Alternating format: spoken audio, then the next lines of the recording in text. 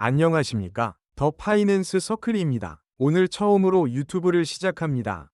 재미있는 금융 얘기를 글로벌한 관점에서 그리고 글로벌한 스탠다드에 비추어 보면서 여러분들과 함께 얘기를 나누고 싶습니다. 첫 제목을 사모펀드로 잡았고 부제목으로 귀여운 여인과 MBK 파트너스라고 붙였습니다. 이 둘이 어떻게 연결될 수 있는지 곧 설명하겠습니다. 이어서 최근에 고려아연 사례를 어떻게 볼 것인가 하는 점에 대해서도 같이 생각을 해보고 싶습니다.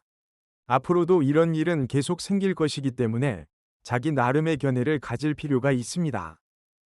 여러분들 귀여운 여인 영화 다 아시지요? 재미있는 영화여서 큰 인기를 끌었었지요. 이 영화에서 줄리아 로버츠가 리처드 기어한테 묻습니다. 무슨 일을 하세요? 리처드가 답합니다. 나는 회사를 사는 일을 하지요. 회사를 사는 일. 이것이 바로 사모펀드가 하는 일입니다. 사모펀드는 목표가 되는 회사에 충분한 투자를 해서 그 회사의 기업 가치를 높인 뒤 처분해서 투자를 회수하고 이익을 남기는 일을 합니다. 회사를 살 때 우호적으로 살 수도 있고 적대적으로 살 수도 있습니다. 그 영화에서 처음에 리처드 기어는 조선회사를 인수한 뒤 회사를 조각내서 하나씩 팔아치우려고 합니다. 그 회사의 주인인 할아버지가 많이 화를 내는 장면이 나오지요. 그러나 줄리아와 며칠 지나면서 생각이 많이 달라집니다.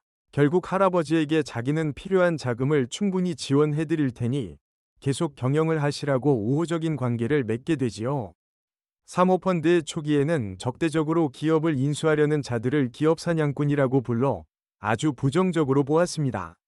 재미있는 얘기거리가 많이 있는데 다음에 기회가 되면 한번 다룰 생각입니다. 그러나 1990년대 이후 금융산업도 많이 발달하고 또 이들의 긍정적인 역할이 높이 평가되면서 이제는 사모펀드라는 금융산업의 중요한 한 축으로 발전했습니다. 사모펀드라고 하면 좁게는 자금을 모은 펀드를 일컫는 말이지만 그런 펀드를 만들어서 운용하는 펀드 회사도 그렇게 많이 부릅니다. 벤처 투자 회사도 사모펀드의 일종이지만 여기서는 사모펀드 중에서 기업 인수를 목적으로 하는 회사들, 즉 바이아웃 펀드에 초점을 맞춰 설명을 하겠습니다. 왜 사모펀드라고 부르는가? 프라이빗 에쿼티는 상장되어 있지 않은 회사, 즉 비상장 회사, 프라이빗 컴퍼니의 주식 지분을 말하지요. 사모펀드는 주로 상장되지 않은 회사에 투자를 하거나 또는 상장되어 있는 회사를 인수해서 상장을 폐지시키기도 합니다. 이건 회사의 경영권을 충분히 확보해야 하기 때문입니다. 자금 조달도 또한 대개 비상장 기업에서 합니다. 예를 들면 연금기금, 국부펀드, 보험회사 또는 재단 같은 기관 투자자들입니다. 국부펀드는 그 나라의 외환보유고를 주된 자금으로 운용하는 정부기관들입니다. 노르웨이, 중국, 또 아부다비, 쿠웨이트의 국부펀드 규모가 크고 싱가포르의 정부투자공사나 테마섹도 잘 알려져 있습니다. 우리나라의 한국투자공사가 이 국부펀드입니다.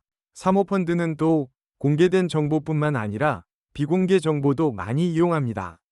이렇게 비상장, 비공개 등 프라이빗한 특성을 반영해서 프라이빗 펀드라고 부르는 거지요. 오른쪽 표는 세계적으로 규모가 큰 사모펀드 회사들을 나열한 것입니다. 블랙스톤, KKR, 칼라일 같은 회사들은 많이 알려져 있는 회사들이지요.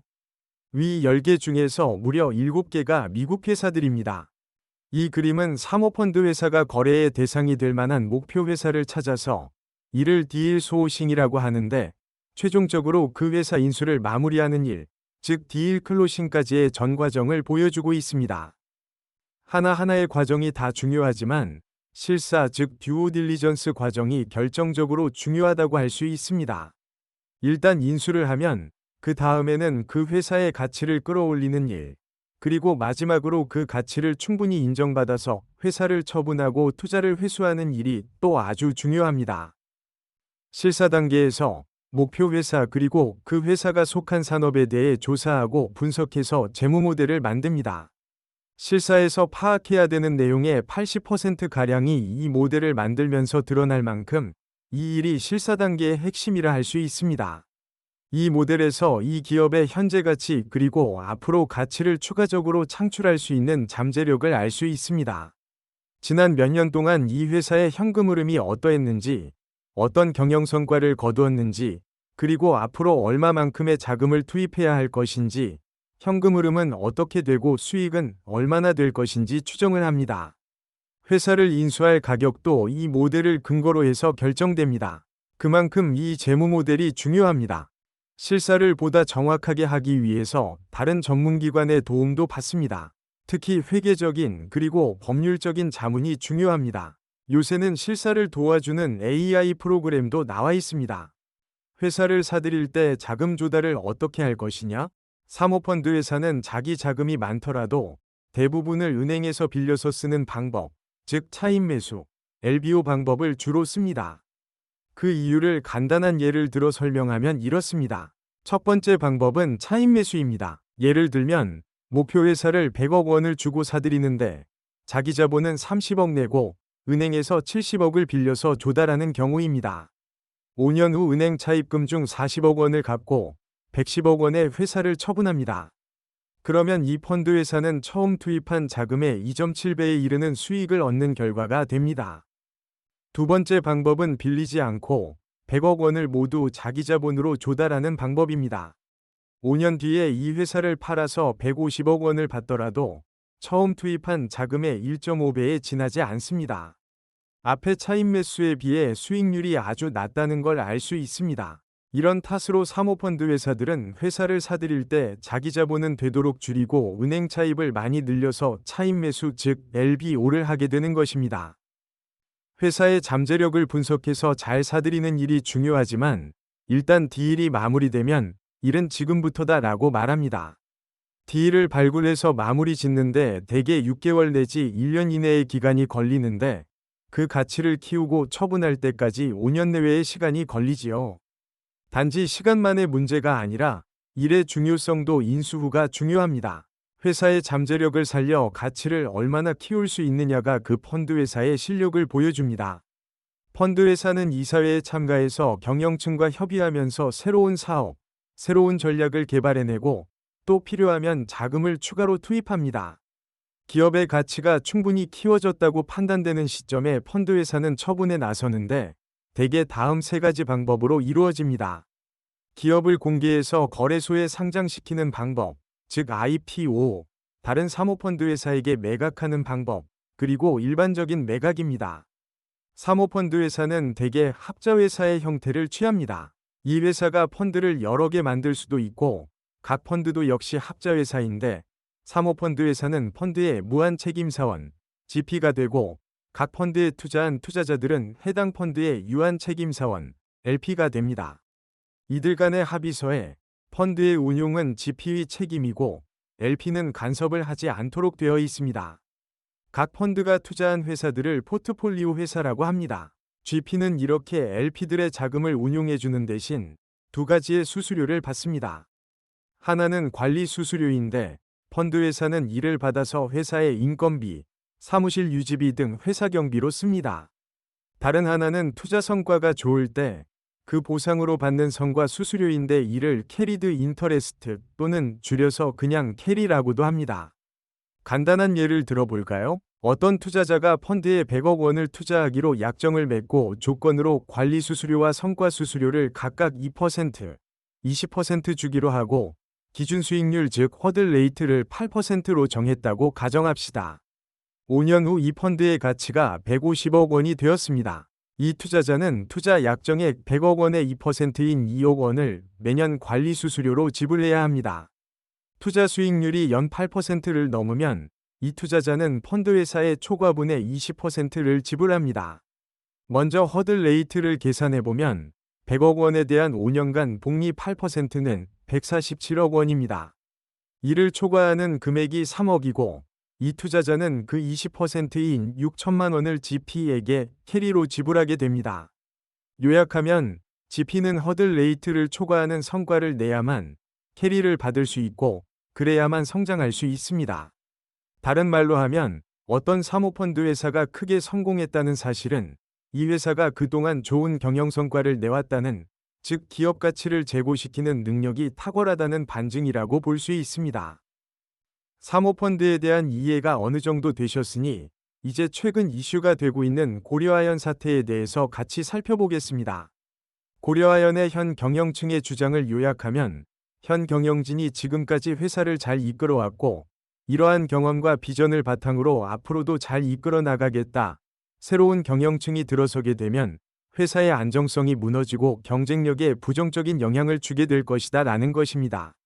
상대 측의 주장을 요약하면 MBK 파트너스가 지금껏 쌓아온 경영 노하우에 막강한 자본력을 결합해서 경영 효율성을 끌어올리고 글로벌 경쟁력을 강화시키겠다. 그런 능력이 있다고 주장합니다. 양쪽의 경영 철학과 비전이 상당히 다르다는 것을 알 수 있습니다. 이 문제를 어떤 관점에서 볼 것인가? 이번 사례뿐만 아니라 앞으로 이런 비슷한 문제가 생길 때 어떤 관점에서 보아야 할 것인가? 첫째, 기업의 지배구조 문제입니다. 우리나라가 IMF 위기를 맞은 지 25년 가까이 되었지요. 물론 여러 이유가 어우러진 탓이지만 크게 중요하다고 부각되었던 문제점이 기업의 지배구조 문제였습니다. 지분이 많지 않은 대주주가 경영을 맡아서 막강한 권한을 휘두르지만 책임은 지지 않고 또 이를 견제할 수 있는 장치도 없다는 게 문제였지요. 25년이 지난 지금 지배구조가 또 지배구조에 대한 인식이 얼마나 개선되었는지 깊이 생각해 볼 필요가 있습니다. 유능한 전문 경영인이 잘 경영해서 회사가 커지면 주주 모두한테 좋은 일입니다. 그런데 왜 꼭 내가 경영을 해야 되고 능력이 있건 없건 내 아들이, 내 손자가 세습해서 경영을 해야 되나요? 그게 내 회사라고 생각하기 때문이고 그 자리가 바로 권력이기 때문이지요. 많지 않은 지분을 가지고도 견제되지 않는 권력을 자손 대대로 세습하는 이 잘못된 제도는 우리 경제에 큰 문제가 아니겠습니까? 다음으로 기업 가치와 경영 능력이란 관점에서 살펴보는 것도 중요합니다. 장기적으로 회사의 가치를 끌어올리는 일을 어느 쪽이 더 잘하겠는가? 이 문제에 접근하는 데 있어 감정이나 여론에 호소하는 방법은 합리적이라 할 수 없습니다. 감정 싸움, 권력 싸움처럼 되면 안 되고 기업의 가치를 높여서 주주 전체의 이익을 도모한다고 하는 기업의 중요한 목적, 기업의 존재 이유를 중심에 놓고 다투어야 합니다. 21세기는 협업의 시대입니다. 혁신이 중요한데 한 개인, 한 기업이 감당하기 힘들기 때문에 여럿이 협업해서 하나의 회사 또는 하나의 생태계를 만듭니다. 첨단 산업을 보면 처음에 여럿이 함께 창업했다가 나중에 따로 회사를 차려서 나가는 사례도 많습니다. 독립된 기업 간에 협업하는 사례도 흔합니다. 현대자동차와 도요타자동차가 서로 협업을 위논합니다. 동업이 되건 협업이 되건 이제 서로의 장점을 모아 시너지를 거두는 일에 익숙해져야 합니다. 내 회사 하고 다투는 건 정말 시대에 뒤진 행태입니다. 경영의 패러다임이 바뀌는 새로운 시대 정신에 적응하지 못하면 글로벌 경쟁에서 살아남을 길이 없습니다.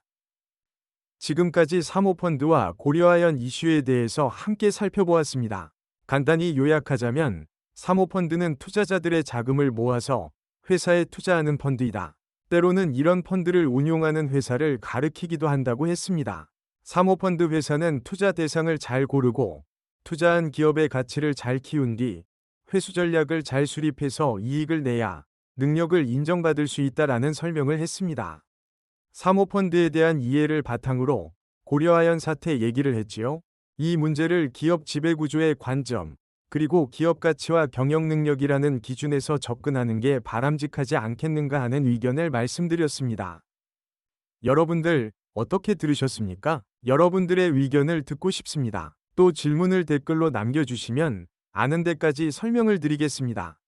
곧 또 재미있는 금융 얘기를 가지고 여러분과 만나겠습니다. 감사합니다.